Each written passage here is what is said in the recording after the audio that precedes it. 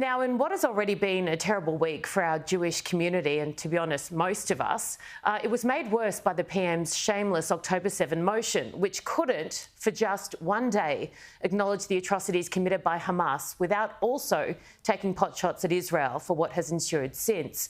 Joining me now to discuss this and what has been a big week, as it always is in federal politics, Liberal MP Julian Leeser. Julian, welcome. Great to have you here. Lovely to be here, Erin.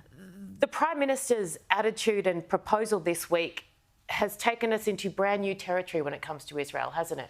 Well, I think for the last 20 years we've been seeing a series of these resolutions at Labor Party conferences. Each year the resolution gets more and more anti-Israel. You've had the Cairns MP today discovered with anti-Israel posts. You just lift the lid on the Labor Party and you find so many people who've got it in for Israel.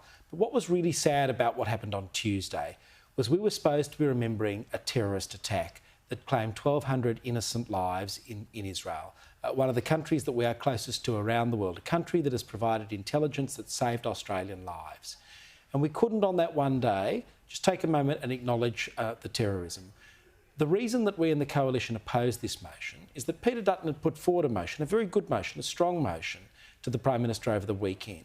And the Prime Minister came back with a different form of words, but rather than negotiating with Peter until they'd agreed the form of words, he just went into the Parliament and said, no, we're going to have these words that I want.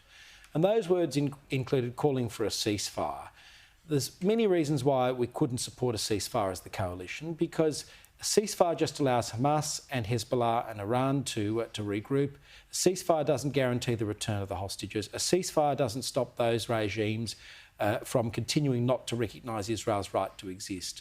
They also wanted to continue their timetable for a two-state solution now, which is just a ridiculous idea in the present climate, and particularly you can't call for a two-state solution without final status issues being determined.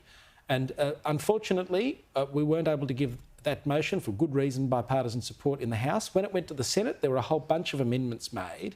So the Labor Party in the Senate accepted amendments that they weren't prepared to take on board in the House, which I think is really sad. The ceasefire thing baffles me no end, because Penny Wong, even last week, and I said this on my show last week, makes the point that Hezbollah is not following the rules, but Israel must cease fire. Yeah. So in other words, we know they're not going to follow any rules, but Israel must follow the rules that then allow them to be sitting ducks for Hezbollah to regroup and continue to kill. This is completely the double standard in relation to Israel. It makes no sense. You know, you're fighting an asymmetric war when you're thinking about when you've got the international community there dictating terms to one side, but saying to the other side, oh, you just keep breaking the rules, they don't apply to you. And that's effectively what the foreign policy of this country is under Penny Wong's leadership. Do you think they know what the foreign policy is? There's been a couple of great pieces in The Australian pontificating on that exact point, that Labor seems so confused as to where they stand. You've got Jason Clare saying something, Albo saying something else, Penny Wong saying something else. Do they know what their foreign policy is? I think the Labor Party is very divided, but this is more evidence of basically the left-wing takeover of the Labor Party on these issues. The left-wing, as well as the New South Wales right, that has basically given up on any points of principle here and has decided to back a bunch of terrorist organisations and Islamists. This is not the Labor Party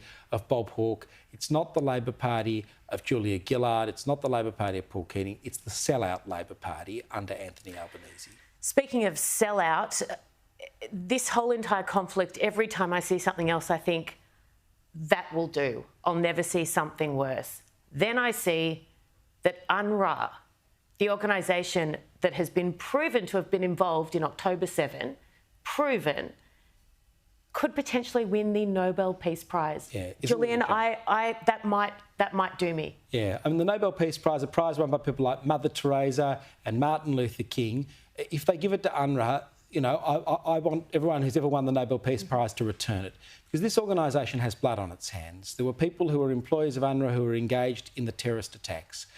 Under the UNRWA headquarters in Gaza, Hamas had its major communications facility.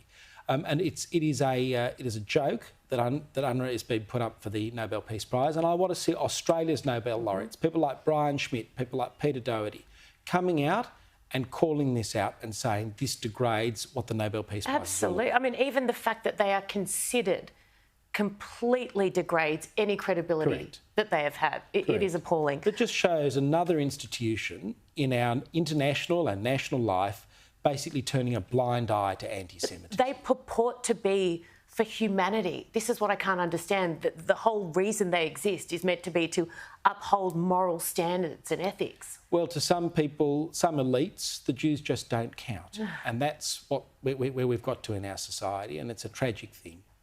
Julian, I can't improve on that. Thank you so much for joining me. I really appreciate it. Thanks, Erin.